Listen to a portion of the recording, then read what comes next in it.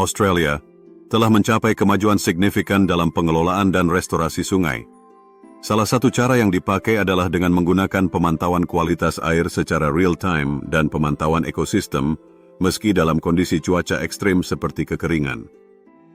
Proyek-proyek restorasi, seperti di Murray-Darling Basin, telah melibatkan kolaborasi antara pemerintah, ilmuwan, dan komunitas lokal untuk meningkatkan habitat asli, mengendalikan spesies invasif, dan mengembalikan aliran alami. Inisiatif ini menunjukkan komitmen Australia dalam menjaga ekosistem air tawar dan melindungi keanekaragaman hayati sungai-sungainya. Namun kini, Australia sedang menghadapi masalah serius terkait spesies invasif di perairan mereka.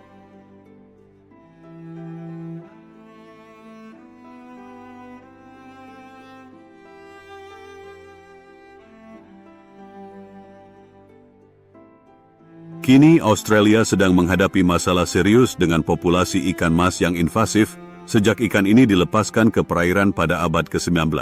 Awalnya dibawa sebagai ikan hias, namun justru ikan yang dianggap cantik dan menarik itu sekarang menjadi salah satu spesies paling invasif di negara ini. Menyebar luas di sungai dan danau dan mendominasi ekosistem perairan di wilayah Murray-Darling Basin, tempat sekitar 90% populasi ikan mas Australia ditemukan. Kehadiran ikan mas invasif ini merusak lingkungan air tawar yang rapuh, sehingga memaksa Australia untuk mencari solusi inovatif untuk mengendalikannya.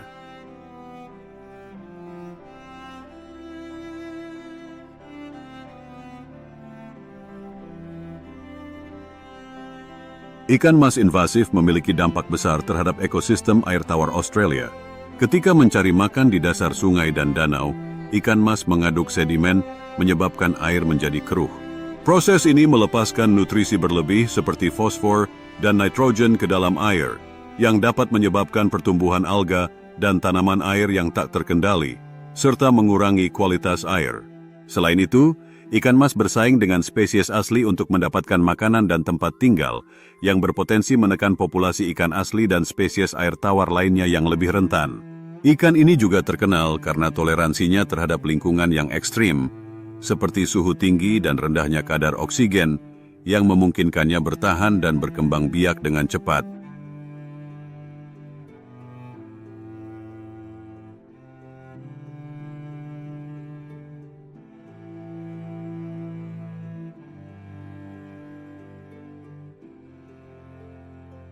Salah satu pendekatan paling terkenal yang sedang dipertimbangkan oleh Australia adalah penggunaan virus herpes ikan koi, atau koi herpes virus.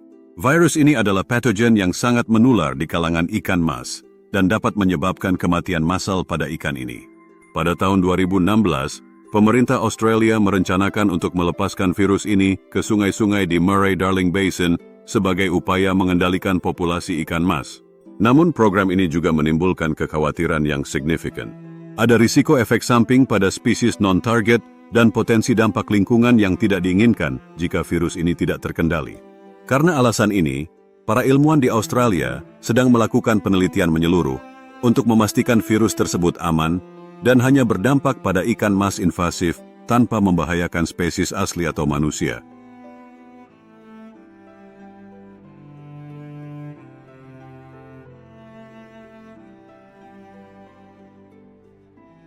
Selain penggunaan virus, Australia juga telah melakukan upaya pengendalian mekanis dan biologis. Misalnya, mereka melakukan penangkapan massal di sungai-sungai utama dan danau untuk mengurangi populasi ikan mas. Program penangkapan ini melibatkan komunitas setempat dan nelayan untuk secara aktif menangkap ikan mas invasif yang berukuran besar. Selain itu, penelitian terbaru mengeksplorasi teknik manipulasi genetika yang dapat mengendalikan populasi ikan mas secara bertahap. Salah satunya adalah menggunakan metode gene drive yang dapat menyebabkan populasi ikan mas mengalami penurunan reproduksi, sehingga lambat laun menekan jumlah mereka di perairan Australia. Teknik ini masih dalam tahap pengembangan dan pengujian karena risiko-risikonya masih perlu dipahami lebih lanjut. Selain upaya mengendalikan populasi ikan mas, Australia juga sedang merestorasi ekosistem air tawar yang telah rusak. Langkah ini melibatkan penanaman vegetasi asli di sepanjang tepi sungai dan danau, serta pembuatan struktur buatan di dasar sungai untuk menyediakan habitat bagi ikan asli. Restorasi ini bertujuan mengembalikan keseimbangan ekosistem yang telah terganggu dan memberikan kesempatan bagi spesies asli untuk pulih.